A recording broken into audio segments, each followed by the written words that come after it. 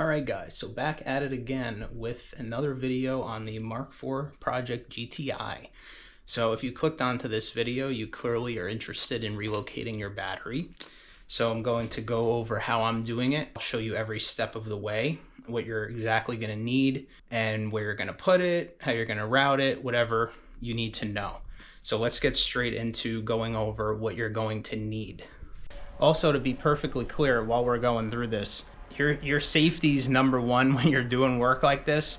Keep in mind everything that I'm saying or doing, I'm doing it for a reason. You want to make sure you're using the proper gauge wire on everything. If you're going to use something that's out of spec, that's not recommended, you're going to the car's either not going to run right, you're going to have a power draw somewhere, or the cables are going to get hot, and you're going to have a really bad day. So I'm doing this the way that I'm doing it for a reason. If you don't want to follow it that way, that's fine, but just know that it's all done this way for a very good reason. And I'm not going to post anything unsafe, because that would be silly for not only myself, but for the people viewing this video. Let's get in a simple rundown of exactly what you're going to need for the job so you can acquire everything before you start. So first thing, you're going to need an E36 distribution block. This came out of a 330i BMW from the mid to late 90s. Any E36 car, the M3 has it, the Z3 from that era. Make sure it looks exactly like this, and I will show you why later on, because I want you to make sure you're routing your power exactly the way I am so you have a successful result in the end. You're going to need a battery tie-down tray. You need new terminals. You need a hydraulic crimper of some kind. You're going to need some wire cutters for 1/0 gauge wire. You're going to need some electrical tape, good to have that. You're going to need some ring terminal connectors. Get a huge assortment because you're going to be using anything varying from 3/8 to half to 5/16. You're going to be using a bunch of different ones. Get a new fuse box while you're at it, because this is only 20 bucks. You're going to have to cut yours anyway. It's going to need to be extended if you're going to mount it this terminal block exactly the same way that I am. So get a new one. And then you're going to need 2 gauge wire, 2 feet in length. You're going to need 2 sections of those, and I'll show you why. You're also going to need a breaker of some kind if you're going to do it the same way that I am. I put this car down for at least 7-8 months of the year, so I like the idea of me having to just simply do nothing but click that button and kill power to the car instead of having to disconnect my battery, throw it on a trickle, whatever it may be. So don't get this kind though, just a heads up. They say that it can go to 1/0 gauge wire, these little ones where it's like the actual screw down type. You're going to get a terrible connection on that because half the wire is just going to be pushing out on you. Even if you take a linesman tool and you really crimp it down, it never works right. Get one of these where you can actually connect a ring terminal to it, and it's just gonna go on there. So I'm doing it that way, but yeah, you need a breaker of some kind if you want to do it this exact same way.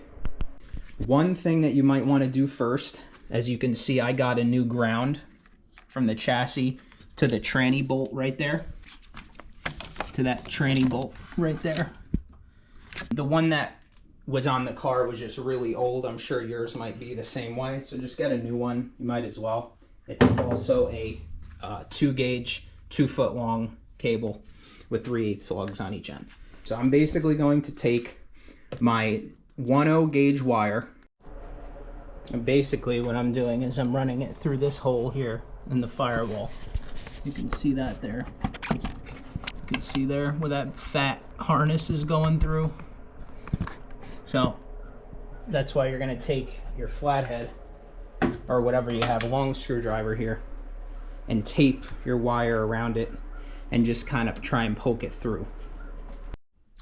Alright guys, so I pushed that through. This method of taping it to the screwdriver works like a charm. I actually think it's better than a wire snake would have been, because they're just a little too bendy, if you know what I mean, if you've ever used one. So this is what it's going to look like inside. You need to just simply remove this plastic trim piece here. It's just three T15 screws that come out. and that's gonna pull down and it's gonna come through right there. So there you go. So now we could pull it through, and I'll show you how we're gonna run it. It's gonna go, wire's gonna go under here, come down, and, you know, hopefully this works. I mean, I don't know, man. It's gonna be tight. It's definitely gonna be tight, but we'll make it work, dude. We'll figure it out. Let me just show you how we're routing this cable so far. So, like I showed you, the firewall, obviously, it went through. Then it's gonna go this little kick panel here, where your hood pull is. Just pop that off, so you can route it through. It's gonna come through this foot panel, right? Then it's gonna go through this rear door card here. And it's gonna route all the way through to the back. And you're gonna take the screws out of that little pull hatch there, and you're gonna run it through to this, through this little tunnel. It's gonna come out here. Now, why I haven't done that yet is because it's a very bad idea for you to have exposed cable, especially for something as serious, positive battery connection. It's very bad for you to have exposed cable running through these panels that is unprotected. So I'm going to pull it back, and I'm going to be wrapping what's necessary. Basically anything that's only through this panel here. And that's really about it, because this, at least on my car, has Velcro. It's just sitting on Velcro. It's not metal, there's no rubbing. But you want to make sure that this section, at least, that runs through is taped, because you're going to have a very bad day if that shorts out. If you get a nick, I mean, it just takes a little bit of rubbing over time, and that's it. You're going to have to pull all this shit out, find it, fix it. It's not going to be worth it. Take the extra time now and just protect the wire. So you can see what I'm doing. I'm literally just sitting down in the back of the car. I'm just, you know, just wrapping this wire. Like you see, there's a lot of pinch points here that could become problematic in the future. Like right here, you know, you're rubbing on metal. These, you know, these are all protected from the factory because you're right against metal. So you just want to be safe. So I'm just gonna, you know, I pulled this back. I'm just gonna wrap it all the way down to there. All right, got all the wire pulled through. Got it pulled exactly where I want it. So let's just run back to the front real quick, just to double check that the length is where you want it. And we're doing that just in case something got pulled further than it should have. So yeah, as you see, we're still good. Still have plenty. My block's gonna go here. I actually think I have a little bit too much, but that's okay, because in the future, like I said, if you watch the channel, this is getting removed. The entire bay is being shaved in terms of the harness. Is gonna get tucked and all that stuff. So I don't know where this will end up, so I do want a little extra. I could always cut, I can't always add. So it's better to have more than less in this situation. Okay guys, so back in the front of the vehicle, I've put my new fuse box in. So you're gonna wanna, before you take these out, just to be safe, label them. So they go just for reference, and there's a little number on the bottom of the connector on the frame here of the fuse box panel. It's 5, 4, 3, 2, 1. So got that back in. You're gonna want to extend this cable. I'd say a good, just to be safe, give it like 16 inches. I think I'm a little short, so I'm gonna have to figure out the way I'm gonna put it. But either way, for reference here, this is how the final result is gonna look. So it's gonna be like this: positive, fuse box in the middle, and your starter right there at the bottom. And why is this? If you look at the distribution block, the way it goes is that these three are on one, and these two here are separate. They do not connect up to up here. So these three, and you're golden. So you can see here, this is the final result of how it's set up. So I have my power up top. I have my fuse box. It's just kind of loosely laid out there. got to figure out a way for it to be permanently mounted. Fuse box in the middle, and then starter at the bottom. You are going to have to cut like a little slit out of this mounting hole that's connected to your strut tower here, so this can actually fit. So if you get that Dremel tool or you have something like it, that's perfect. It'll take you, 1 minute, cut through that, you're good to go. So I forgot to mention that earlier too. All right, guys, so we have my breaker all wired up. So this is going to be, this was 5/16 lugs, because you're not going to want to use 3/8 on these because it's going to be a little harder to get a connection on that properly. So 5/16 for the breaker and 3/8 for the battery on both terminals. You're going to want to hook up the load side if your breaker has a differentiation between load and line like mine does. The load side is going to go to whatever you're trying to power. So in this case, the motor, starter motor. And the line side is going to go to the positive connection on the battery.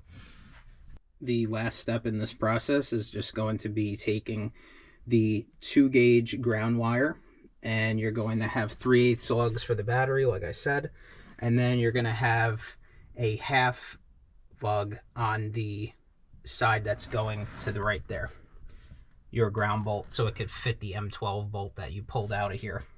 So the issue that I'm having with this, though, that you're going to have to take into account for, you're going to have to, most likely to get a proper connection, you're going to have to cut a little groove in here, because you might have the same problem.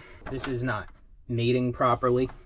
You push this down in there like that, it's just rubbing against this. It's not going to give you a good ground. So I'm going to cut out a slit right here so this can sit flush down in there. So I'm going to go ahead and do that now. I'll show you what it comes out to look like. All right, guys, so we're just about done here. So as you see, I have my breaker hooked up. I have my ground done. You could see how I cut out this little slot so it could actually get grounded properly. Also, make sure with the part that you cut out here, the little piece, like we said, wrap the edges, because we want to make sure all the connections are safe, like I mentioned earlier. So cover the edge. I haven't done it yet, but cover the edge with some type of rubber grommet or some thick electrical tape, something to prevent direct rubbing against the edge of the wire here. So I used a Dremel 8250 series. It's a very good tool. I recommend it highly. Went through that metal like a hot knife through butter. So we have everything grounded. So we're just gonna turn on our breaker here. All right, and the car has power. I could tell because I saw the odometer go on. So that's because we did everything correctly, like I said we would. So key in the ignition, power, got power on everything. There we go. We go back to the back of the car, and I'm gonna click my breaker. And that's it, killed power to the car. So everything works exactly how we wanted it to. All right, so I'm glad we made it this far in the video. Thanks for hanging out with me so far. I'm gonna go over 3 last things that you're gonna wanna know as we wrap up. So obviously for me, I can't start the car because if you noticed earlier in the video, the whole thing is dismantled. I have a lot of other work I'm doing for the winter. It's only January, putting the car back on the road in April.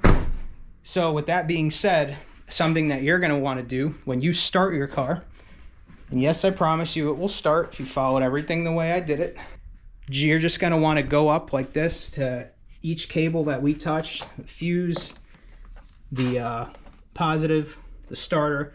Just touch them, make sure they're not getting too hot. They shouldn't be, because this is the proper gauge wire that we've ran here today. So check that.